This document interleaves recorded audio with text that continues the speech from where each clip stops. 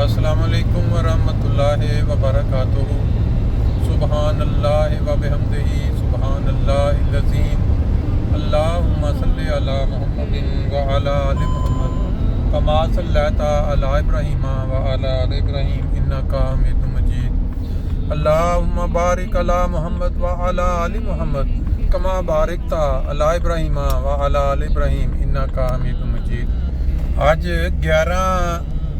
جون 2024 منگل کا دن ہے۔ ہم اس وقت ان خوبصورت مناظر کو دیکھتے ہوئے ایک جنازہ و تدفین میں شرکت کے لیے جا رہے ہیں۔ جیسا کہ آپ سب جانتے ہیں کہ ہر انسان کے لیے اللہ تعالیٰ نے ایک وقت مقرر کر رکھا ہے جب اس نے خدا کے حضور حاضر ہونا ہے۔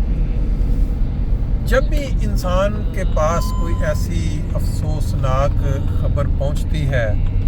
تو انسان کی جو پہلی توجہ جاتی ہے کہ وہ جو جانے والا انسان ہے اس کا اس معاشرے کے اندر کیا مقام تھا، کیا نام تھا، باوجود اس کے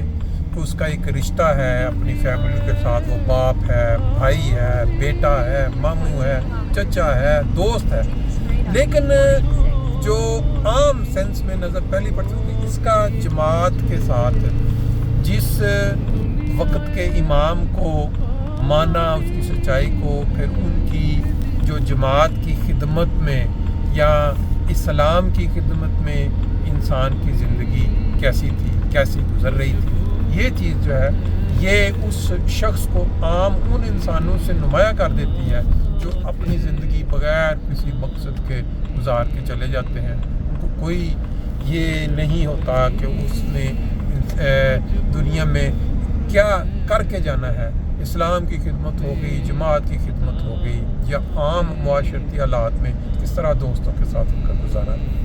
یہ جنازہ یا تدفین جس کے لیے آج ہم رواں دواں ہیں یہ خواجہ فرید کمال صاحب کی ہے جو 51 سال کی عمر میں چند روز قبل وفات پا گئے۔ انا للہ و انا الیہ راجعون۔ اور یہ مناظر ان کی وہ آخری آرامگاہ کی طرف دکھانے کا مقصد یہ ہے کہ یہ مناظر ہمیشہ قائم رہیں گے آخر جب تک دنیا قائم ہے۔ نئے لوگ آئیں گے، چلے جائیں گے، ان کی یادیں ان راہوں کے ساتھ جڑی رہیں گی، جن راہوں پہ وہ چلتے رہے، جن راہوں پہ چل کے انہوں نے دنیا یا دین کی خدمت کی، یہ یادیں بہرحال ساتھ یاد رہیں گی، ساتھ چلیں گی۔ خواجہ فرید کمال صاحب نے بھی جو میں نے پہلی انفارمیشن کے مطابق خدمت کی توفیق پائی احمدیہ مسلم ٹیلی ویژن احمدیہ کہ کسی شعبہ میں وہ جاتے رہے یہاں سے اور جا کے وہاں کام خدمت کرتے رہے۔ پھر ان کے جو بھائی ہیں وہ انصار اللہ کی جو نیشنل عاملہ میں ایثار کے جو ایثار ہوتے ہیں، خواجہ فرید نام ہے ان کا،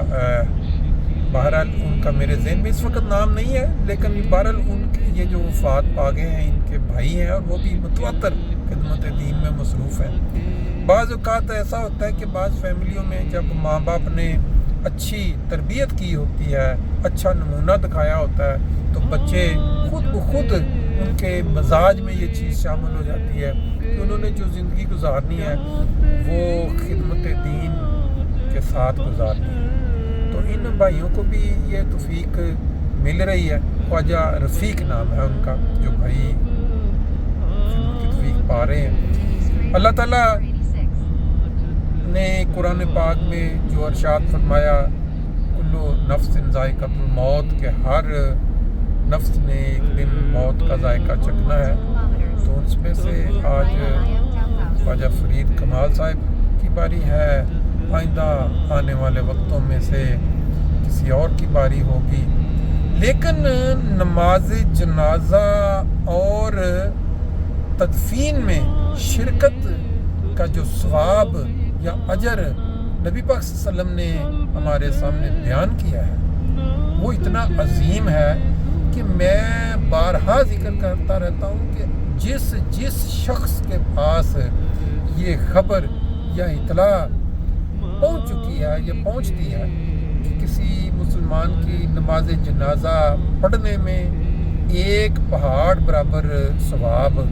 اور پھر اگر انسان تدفین میں بھی شامل ہو جاتا ہے تو 2 پہاڑوں برابر ثواب۔ اب اس پہ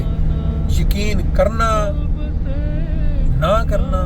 یہ ہر انسان کے اپنے ہاتھ میں ہے، لیکن نبی پاک صلی اللہ علیہ وسلم کا جو ارشاد ہے وہ کبھی ایسے تو نہیں ہوتا کہ ایسے ہی وہ فرما دیں، اللہ تعالیٰ سے خبر پا کے ہی وہ بیان کرتے رہے ہیں، اور خوش قسمت ہیں وہ مسلمان جو ان کے ارشادات پہ پورا یقین رکھتے ہوئے عمل بھی کر لیتے ہیں۔ اسی کوشش میں آج ہم بھی ایک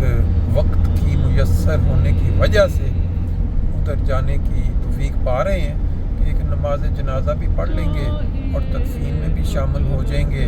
اور سب سے بڑھ کر یہ کہ وہ جو لواحقین جو ان کے عزیز ہیں ان کے ساتھ اظہار افسوس اظہار ہمدردی بھی ہو جائے گا۔